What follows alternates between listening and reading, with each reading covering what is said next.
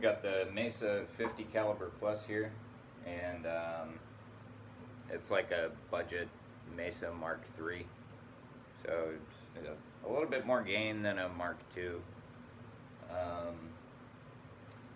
So these are notoriously difficult to dial in. I mean, at its core, it's basically a souped up Fender amp that they've just added random shit to over the years.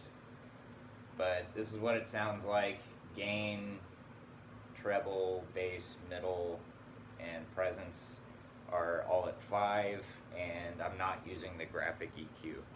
And we're on the lead channel.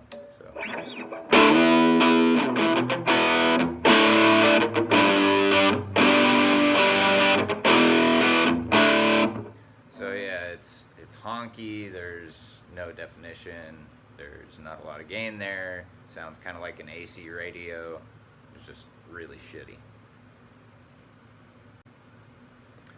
So if we dime the gain, that's the only thing we're touching, everything else is on 5, except for the volume and the reverb.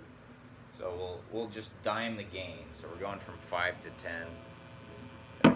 There's a bit more noise.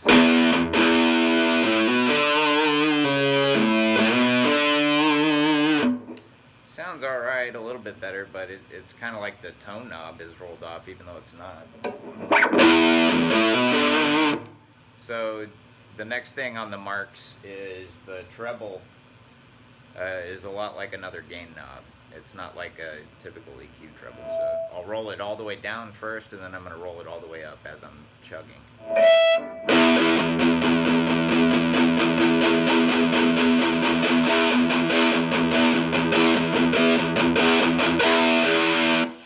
we've got that dimed and the gain dimed. There's a lot more noise now.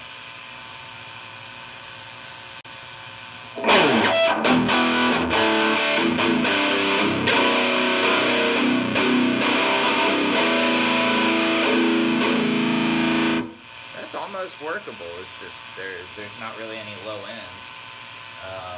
So if we dial up the bass, I'm going to roll it all the way down first, and that should make it a little bit tighter, and roll it all the way up, and it should be a little bit flubbier.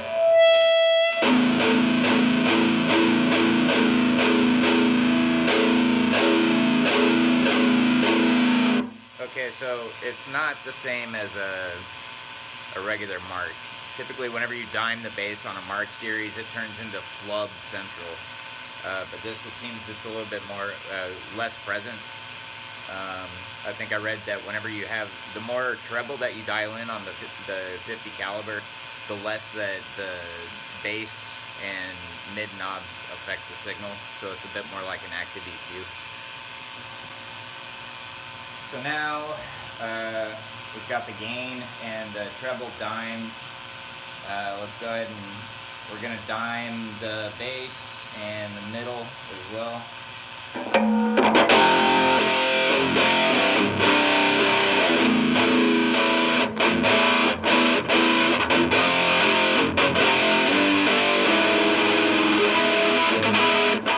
That's actually not bad.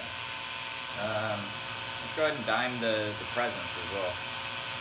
So literally everything on a knob is dimed except for the master and lead master and the reverb. So we got presence, middle, bass, treble, gain, all the way up.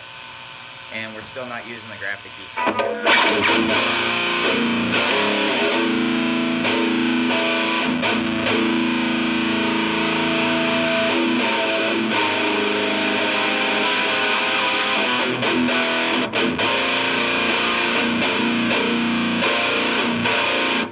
Now that's fucking heavy. I'm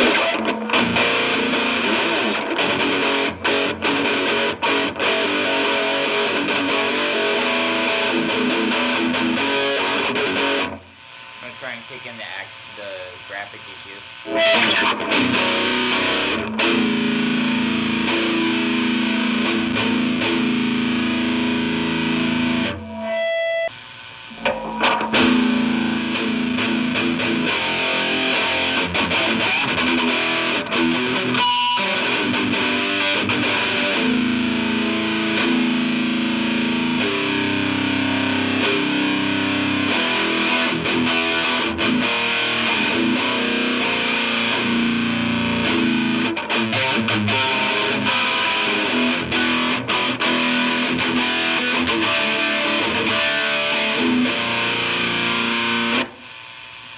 yeah, it's not the tightest thing ever.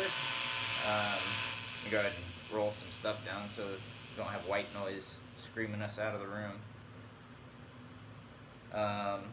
It's pretty loose set up like that, but with all the knobs all the way up, and you do some tweaking with the graphic EQ, man, it sounds fucking sick.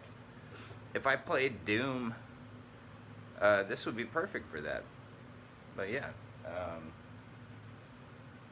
typically, like Mesa's, especially on the Mark amps, they sound like shit whenever you have all the knobs timed up. Like typically, most people will run them with like Ola England. He does middle all the way down, bass all the way down, treble all the way up.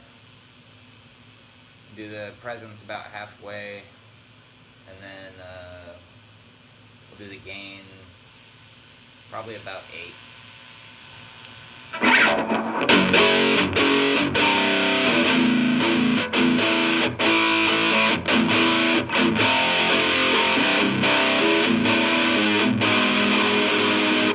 that's okay, but I mean, it's not as good as it could be. So yeah, a lot of people say these are budget Mark III amps, myself including. I've said that, but they're definitely different. The way that the knobs on the preamp affect the signal do not work the same as they do on a Mark III. But it's still a very cool amp, and there's lots of cool stuff you can do with it.